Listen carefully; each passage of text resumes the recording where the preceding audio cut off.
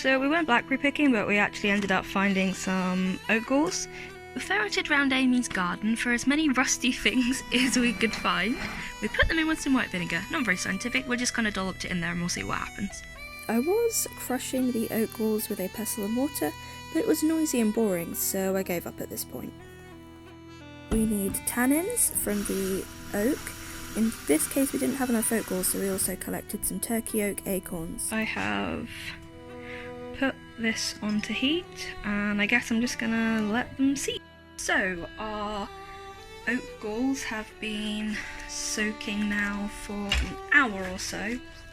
They've been simmering a very dark brown. I want it to reduce till it's about halfway.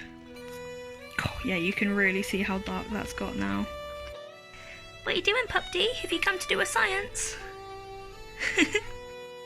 I think we have a slight mix of turkey oak acorns in here as well. We definitely have oak galls because they've got like the little hole where the creatures come out of them. So since filming that, I've done a fair bit more research and I know more about oak galls and more about like the differences between turkey oak and the common oak. So I'm familiar with this kind of oak gall where they're quite big.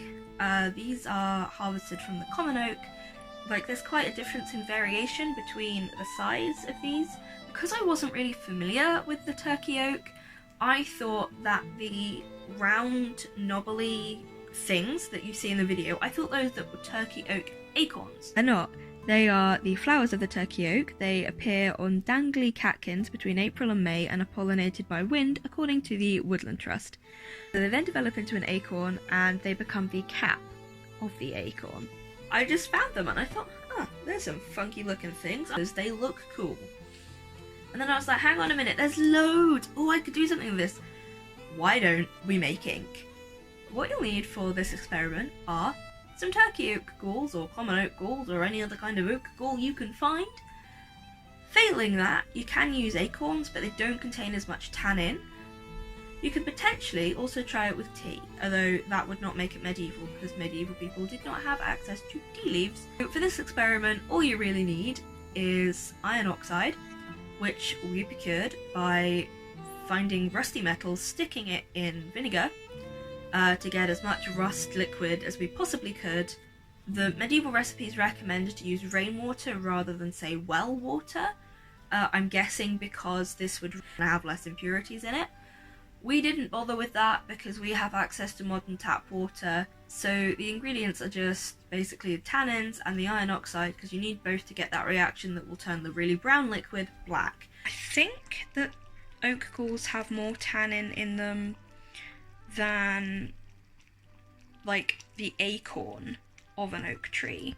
I'm pretty sure that's because the idea is that when the wasps lay their eggs in these oak galls, that the larvae is protected by like how bitter and manky like the outside of their little home is. So I'm hoping that we've got enough rusty iron stuff to work. Been in a jar with some white vinegar for like a couple days. Fingers crossed that it works and that we get ink by the end of this.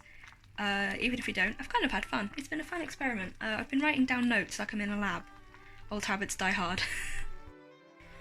I have made the executive decision to let it simmer for the final half an hour. I want to give it an hour and a half, just to be scientific about the whole thing. That might reduce it down a little bit more so we have a more concentrated liquid. Something I realised I don't think I addressed in the video is that we added cloves to our ink. The idea is that it is supposed to A, make it smell nicer, and B, it is supposed to prevent mould. Pause the video so that you can read my notes. Something I realise I don't think I addressed in the video is that we added cloves to our ink. The idea is that it is supposed to A, make it smell nicer, and B, it is supposed to prevent mould. Smell? It does. Not the bad way. No, it's not similar to anything that I can think of. I think I can smell the cloves. I can definitely smell the cloves. My goodness, it is so dark. I'm presuming you don't want to squeeze these out. No, I don't think it's worth bothering.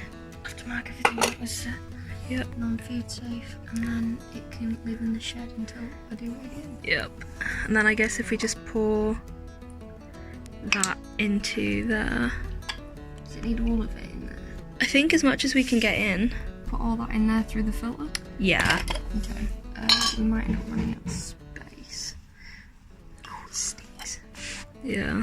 Am I alright touching this? Yeah, of course you are. So it's just... It's just that you probably don't want to ingest it. Wow. Oh wow! That has changed so much. Dude. Oh, holy sh**, that's cool. Go the filter a sec. Oh wow. It's dirty. I'm just trying to make Yeah. Oh wow, that's cool. That is, you can really see it on the... Yeah, but look. Oh, way cool. I was so worried we wouldn't have enough, but I think that is well and truly working. Can we fit any more in there? Yeah, not because it's sitting in there. Yeah. Because I think it's dirty.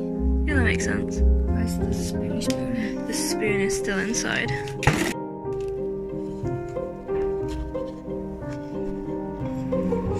It's made a very black spoon. Like I say, like it's fine to touch and everything, it's just that you don't want to eat it. I don't think that, you know, it's not gonna like kill you, it's just probably not the best thing to ingest. Yeah. I think we're pretty much there. Oh, wow.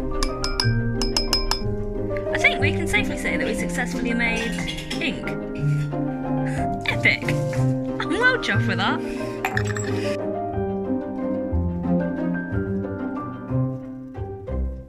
At the minute, the ink is a little bit too thin to really nicely write with a fountain pen or a quill.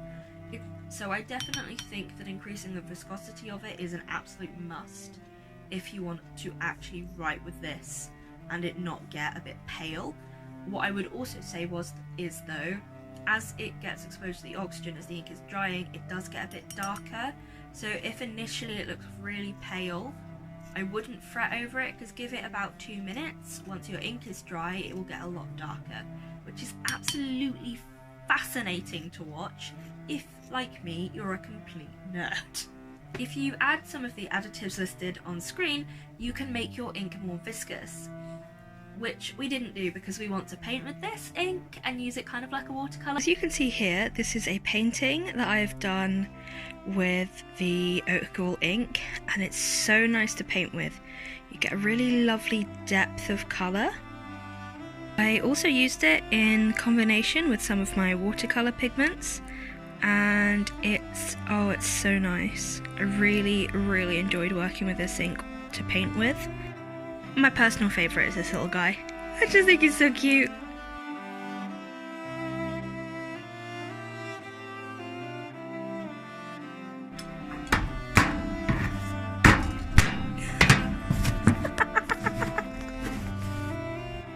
I think you might have to just commit to the bit and really wallop it in there. Yeah, that looks about half. Quick.